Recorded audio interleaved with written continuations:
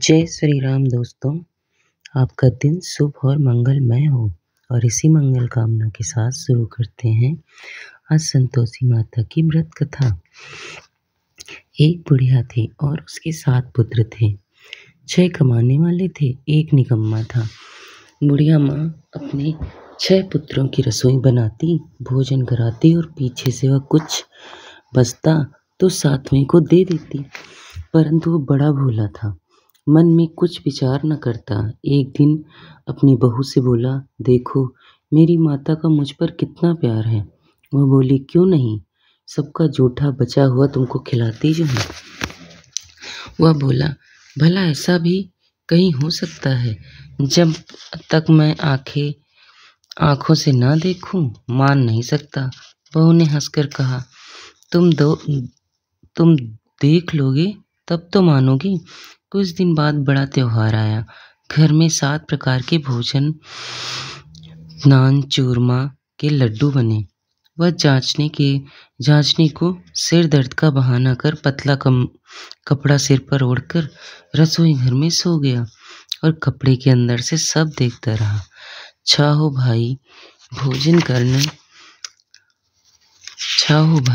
करने आए।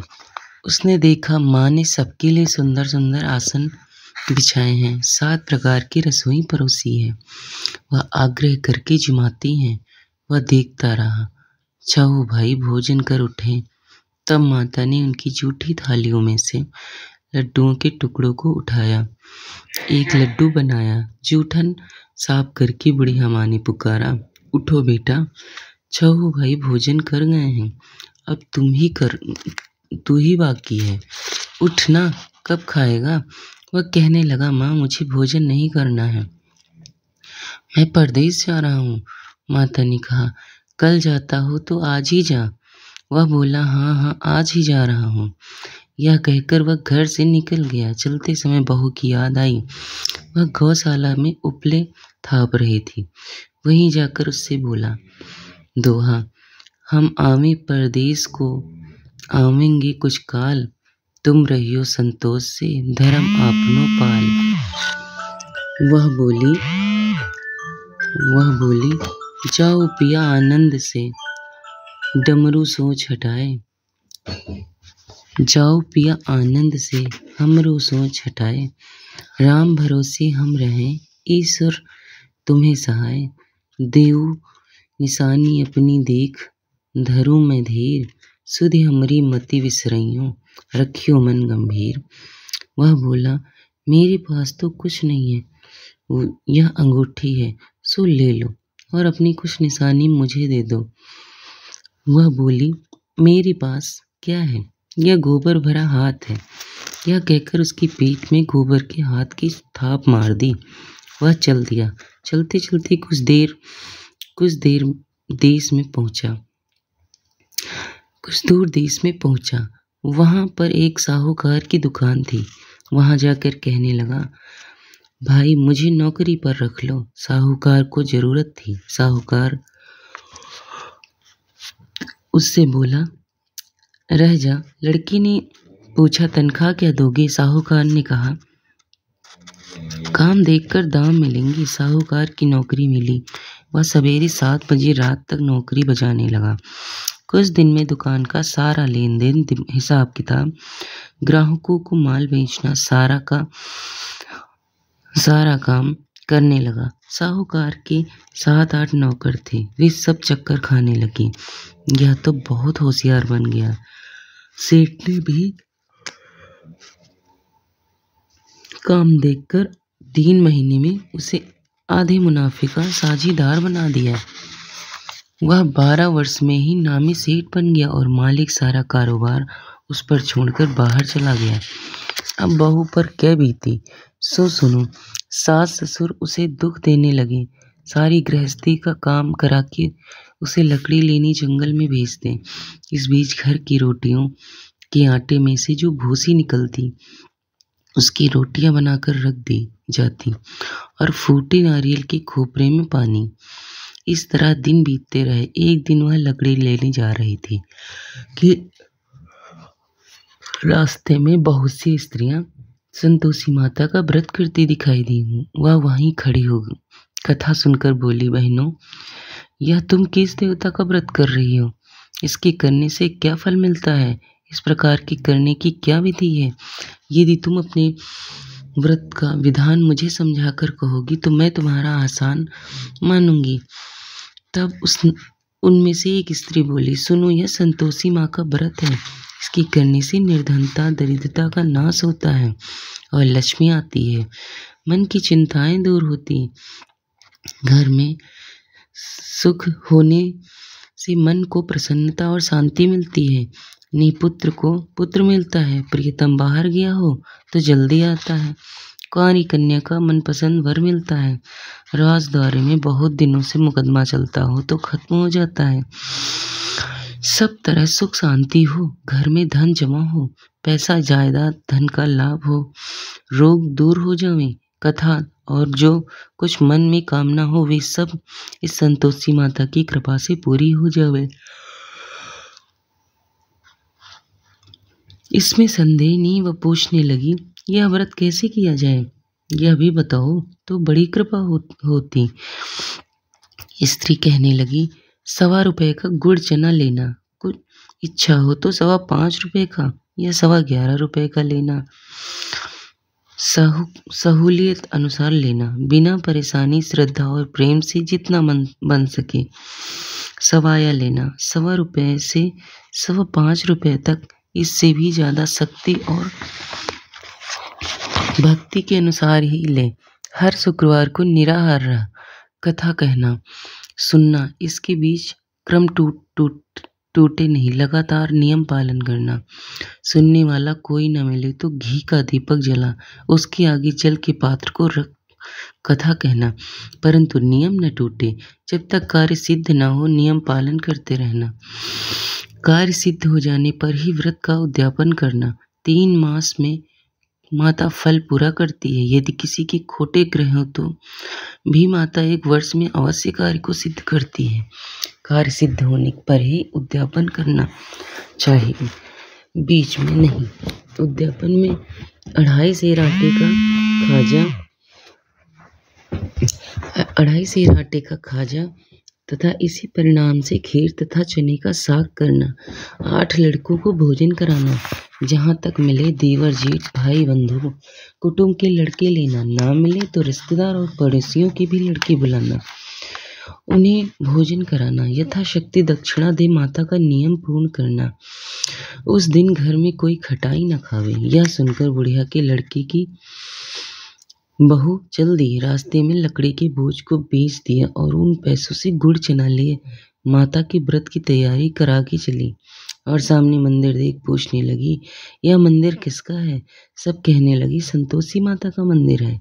यह सुन माता के मंदिर में जा माता के चरणों में लौटने लगी। दीन होकर विनती करने लगी, माँ, मैं निपट मूर्ख हूँ, व्रत के नियम कुछ नहीं जानती, मैं बहुत दुखी हूँ। हे माता जगजननी, मेरा दुख दूर कर, मैं तेरी शरण में हूँ।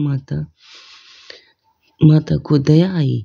एक शुक्रवार बीता कि दूसरे शुक्रवार को ही इसके पति का पत्र आया और तीसरे को उसका भेजा हुआ पैसा भी आ पहुंचा। यह देख जेठानी मुंह सिकोड़ने लगी, इतने दिनों में पैसा आया, इससे क्या बड़ाई है? लड़के ताने देने लगे। बाकी के पास अब पत्र आने लगे, रुपया आने लगा। अब तो काकी की खातिरदारी बढ़ेगी। अब तो काकी बुलाने से भी नहीं बोलेंगी। बेचारी सरलता से कहती, भैया पत्र आवे रुपया आवे तो हम सबके लिए अच्छा है। ऐसा कहकर आंखों में आंसू भरकर संतोषी माता के मंदिर आकर मातेश्वरी के चरणों में गिरकर रोने लगी। माँ, मैंने तुमसे पैसा नहीं मांगा, मुझे पैसा से क्या काम है? मुझे तो अपने सुहाग से काम है। मैं तो अपने स्वामी के दर्शन और सेवा मांगती हूँ। तब माता ने प्रसन्न होकर कहा, जा बेटी, तेरा स्वामी भी आएगा। यह सुनकर खुशी से बावली हो घर में जा काम करने लगी। अब संतोषी माँ विचार करने लगी, इस भोली पुत्री में से मैंने कह तो दिया तेरा पति आवेगा, पर आवेगा कहाँ से? वह तो स्वप्न में भी इसे याद नहीं करता। उसे याद दिलाना मुझे पड़ेगा। इस तरह माता बुढ़िया की बेटी के पास जा स्वप्न में प्रकट हो कहने लगी, साहूकार की बेटे, सोता है या जागता है? वह बोला, माता सोता भी नहीं हूँ, जागता भी नहीं हूँ, बीच में ही हूँ। कहो क्या आज्ञा है माँ? कहने लगी, तेरा घर बार कुछ है या नहीं? वह बोला, मेरा सब कुछ है माता, माँ बाप भाई बहन बहू, क्या कमी है? माँ बोली, भोले पुत्र, तेरी स्त्री घोर कष्ट उठा रही है, माँ बाप उसे दुख दे रहे हैं, वह तेरे लिए तरस रही है, तू उसकी सुधि ले। वह बोला, हाँ माता, यह तो मुझे मालूम है, परंतु मैं जाऊं तो जाऊं कैसे? परदेश की बात है, लेन देन का कोई हिसाब नहीं, कोई जाने का रास्ता नजर नहीं आता, कैसे चला जाऊं? माँ कहने लगी, मेरी बात मान, सवेरे नहा धोकर संतोषी माता का नाम ले, घी का दीपक जलाकर दंडवत कर दुकान पर जा बैठना। देखते ही देखते तेरा लेन देन सब चुक जाएगा, जमा माल बिक जाएगा, सांझ होते होते धन का ढेर लग जाएगा। वह सवेरे बहुत जल्दी उठ स्नान कर संतोषी माँ को दंडवत कर घी का दीपक जला दुकान पर जा बैठा। थोड़ी देर में वह देखता है कि देने वाले रुपया लाए हैं, लेने वाले हिसाब लेने लगे हैं, कोठे से भरे सामानों से खरीदार नगद दाम में सौदा करने लगे हैं। शाम तक धन का ढेर लग गया। माता का चमत्कार देख प्रसन्न हो मन में माता का नाम ले घर ले जाने के वास्ते गहना कपड़ा खरीदने लगा और वहाँ के काम से निपट वह घर को रवाना हुआ। वहाँ बहू बेचारी जंगल में लकड़ी लेने जाती, लौटते वक्त माँ के मंदिर पर विश्राम करती। वह तो उसका रोजाना रुकने का स्थान था। दूर से धूल उड़ाती देख वह माता से पूछती, हे माता, यह धूल कैसी उड़ रही है? माँ कहती, हे पुत्री, तेरा पति आ रहा है, अब तू ऐसा कर, लकड़ियों की 3 बोझ बना ले, एक नदी किनारे रख, दूसरा मेरे मंदिर पर, तीसरा अपने सिर पर रख। तेरे पति को लकड़ी का गट्ठा देखकर मोह पैदा होगा, वह वहाँ रुकेगा, नाश्ता पानी बनाकर खाकर माँ से मिलने जाएगा। अब तू लकड़ियों का बोझ उठाकर घर जाना और बीच चौक में गट्ठा डालकर 3 आवाजें जोर से लगाना, लो सासू जी, लकड़ियों का गट्ठा लो, भूसी की रोटी दो, नारियल के खोपरे में पानी दो, आज कौन मेहमान आया है? माँ की बात सुन बहू बहुत अच्छा माता कहकर प्रसन्न हो लकड़ियों की 3 गट्ठे ले आई, एक नदी तट पर, एक माता के मंदिर पर रख। इतने में ही एक मुसाफिर वहां आ पहुंचा। सूखी लकड़ी देखकर उसकी इच्छा हुई कि अब यहीं विश्राम करें और भोजन बनाकर गांव जाएं। इस प्रकार भोजन बना विश्राम कर वहां गांव को गया, सबसे प्रेम से मिला। उसी समय बहू सिर पर लकड़ी का गट्ठा लिए आती है, लकड़ी का भारी बोझ आंगन में डाल जोर से आवाज देती है, लो सासू जी, लकड़ी का गट्ठा लो, भूसी की रोटी दो, नारियल के खोपरे में पानी दो, आज कौन मेहमान आया है? यह बात सुनकर सास बाहर आकर अपने दिए हुए कष्टों को भुलाते हुए कहती है, बहू ऐसा क्यों कहती है? तेरा मालिक ही तो आया है, आ बैठ, मीठा भात खा, भोजन कर, कपड़े गहने पहन। इतने में आवाज सुन उसका स्वामी बाहर आता है और अंगूठी देख व्याकुल हो माँ से पूछता है, माँ यह कौन है? माँ कहती है, बेटा ये तेरी बहू है, आज 12 वर्ष हो गए, तू जब से गया है तब से सारे गांव में जानवर की तरह भटकती फिरती है, काम काज घर का कुछ करती नहीं, 4 समय आकर भोजन खा ले जाती है, अब तुझे देखकर भूसी की रोटी और नारियल के खोपरे में पानी मांगती है। वह लज्जित हो बोला, ठीक है माँ, मैंने इसे भी देखा है और तुम्हें भी देखा है, अब मुझे दूसरे घर की ताली दो, तुम उसमें रहूं। तब माँ बोली, ठीक है बेटा, तेरी जैसी मर्जी, कहकर ताले का गुच्छा पटक दिया। उसने ताले को दूसरे कमरे में जो तेरी तीसरी मंजिल के ऊपर था, खोलकर सारा सामान जमाया। एक दिन में ही वहाँ राजा के महल जैसा ठाट बाट बन गया। अब क्या था, वे दोनों सुखपूर्वक रहने लगे। इतने में अगला शुक्रवार आया। बहू ने अपने पति से कहा, मुझे माता का उद्यापन करना है। पति बोला, बहुत अच्छा, खुशी से करूं। वह तुरंत ही उद्यापन की तैयारी करने लगी। जेठ के लड़कों को भोजन के लिए कहने लगी। उसने मंजूर किया, परंतु पीछे से जेठानी अपने बच्चों को सिखलाती है कि देखो रे, भोजन के समय सब लोग खटाई मांगना, जिससे उसका उद्यापन पूरा ना हो। लड़की जी माने आए। खीर पेट भर खाई, परंतु याद आते ही कहने लगी, हमें कुछ खटाई दो, खीर खाना, हमें भात नहीं खाना। देखकर अरुचि होती है। बहू कहने लगी, खटाई किसी को नहीं दी जाएगी, यह तो संतोषी माता का प्रसाद है। लड़की तुरंत उठ खड़े हुए, बोले, पैसा लाओ। भोली बहू कुछ जानती नहीं थी, सो उन्हें पैसे दे दिया। लड़के उसी समय जाकर इमली खाने लगे। यह देखकर बहू पर संतोषी माता ने कोप किया। राजा के दूत उसके पति को पकड़ कर ले गए। जेठ जेठानी मनवाने खोटे वचन कहने लगे। लूट लूट कर धन इकट्ठा कर लाया था, सो राजा के दूत पकड़ कर ले गए। अब सब मालूम पड़ जाएगा जब जेल की हवा खाएगा। बहू से यह वचन सहन नहीं हुए। रोती रोती माता के मंदिर आ गई। हे माता, तुमने ये सब क्या किया है? हंसाकर अब क्यों रुलाने लगी? माता बोली, पुत्री, तूने उद्यापन करके मेरा व्रत भंग किया है। इतनी जल्दी सब बातें भुला दी। वह कहने लगी, माता, भूली तो नहीं हूँ, कुछ अपराध किया है तो मुझे लड़कों ने भूल में डाल दिया। मैंने भूल से उन्हें पैसे दे दिए, मुझे क्षमा कर दो माँ। माँ बोली, ऐसा भी नहीं, ऐसा भी कहीं भूल होती है। वह बोली, माँ, मुझे माफ़ कर दो, मैं फिर तुम्हारा उद्यापन करूँगी। माँ बोली, अब भूल मत करना। वह बोली, अब ना होगी माँ, अब बतलाओ, अब वह कैसे आवेंगे? माँ बोली, जा पुत्री, तेरा पति तुझे रास्ते में ही आता मिलेगा। वह घर को चली। राह में पति आता मिला। उसने पूछा, तुम कहाँ गए थे?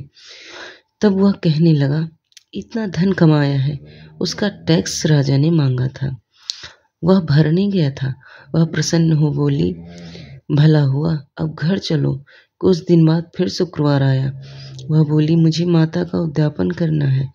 पति ने कहा, करो। वह फिर जेठ के लड़कों से भोजन को कहने लगी। जेठानी ने तो एक दो बातें सुनाई और लड़कों को सिखा दिया कि तुम पहले ही खटाई मांगना। लड़की कहने लगे, हमें खीर नहीं भाता जी बिगड़ता है, कुछ खटाई खाने को देना। वह बोली, खटाई खाने को नहीं मिलेगी, खाना हो तो खाओ। वह ब्राह्मणों के लड़कों को लाकर भोजन कराने लगी। यथाशक्ति दक्षिणा की जगह एक एक फल उन्हें दिया। इससे संतोषी माता प्रसन्न हुई। माता की कृपा होते ही भी 9वें मास में उसको चंद्रमा के समान सुंदर पुत्र प्राप्त हुआ। पुत्र को देख प्रतिदिन माता जी के मंदिर जाने लगी। माँ ने सोचा, यह रोज आती है, आज क्यों ना मैं ही इसके घर चलूं, इसका आसरा देखूं तो सही होगा। यह विचार कर माता ने भयानक रूप बनाया। गुड़ और चने से सना हुआ मुख, ऊपर सूंड के समान होठ, उस पर मक्खियां भिनभिना रही थी।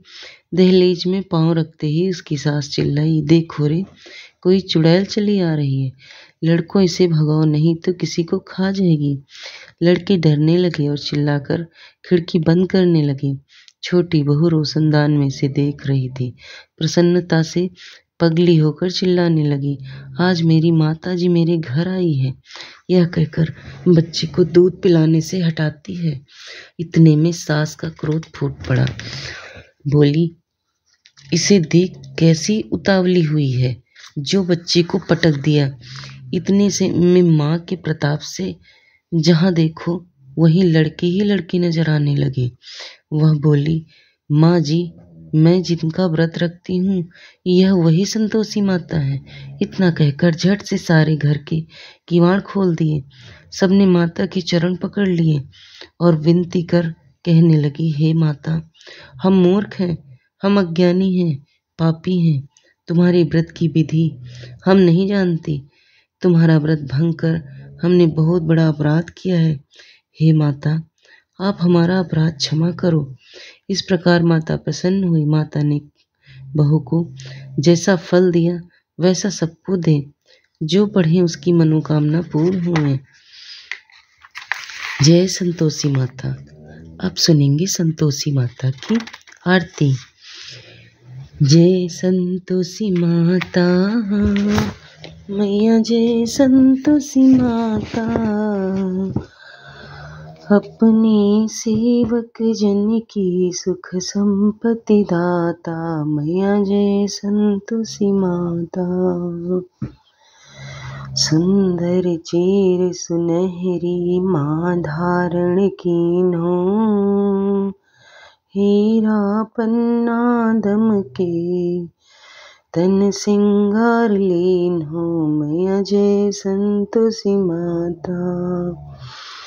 गेरू लाल छटा छवि बदन कमल सोहे, मंद हसत करुणामयी त्रिभुवन जन मोहे। मैया जय संतोषी माता। स्वर्ण सिंहासन बैठी चमर ढोरे प्यारे, धूप दीप नैवेद्य मधुमेवा भोग धरे न्यारे। मैया जय संतोषी माई। गुण अरुचना परम प्रिय तामे संतोष कियो, संतोषी कहलाई भक्तन वैभव दियो। मैया जय संतोषी माई। शुक्रवार प्रिय मानत आज दिवस सोही, भक्त मंडली आई कथा सुनत मोही। मैया जय संतोषी माई। मंदिर जगमग ज्योति मंगल ध्वनि छाई, विनय करें हम बालक चरणन सिर नाई। मैया जय संतोषी माई। भक्ति भाव में पूजा अंगीकृत कीजे, जो मन बसे हमारे इच्छा फल दीजे। मैया संतोषी माई। दुखी दरिद्री रोगी संकट मुक्त किए, बहुधन धान्य भरे घर सौभाग्य दिए। मैया संतोषी माई। ध्यान धरो जननी मन वांछित फल पायो, पूजा कथा श्रवण कर घर आनंद आयो। मैया जय तुलसी माई। शरण गहे के लंजा रखियो जगदम्बे, संकट तुम ही निवारो दयामयी मांबे। मैया संतोषी माता। संतोषी माँ की आरती जो कोई नर गावे, रिद्धि सिद्धि सुख संपत्ति जी भर के पावे। मैया जय संतोषी माई। जय संतोषी मैया माता, जय संतोषी माई। अपने सेवक जन की सुख संपत्ति दाता। मैया जय संतोषी माई। जय संतोषी माता।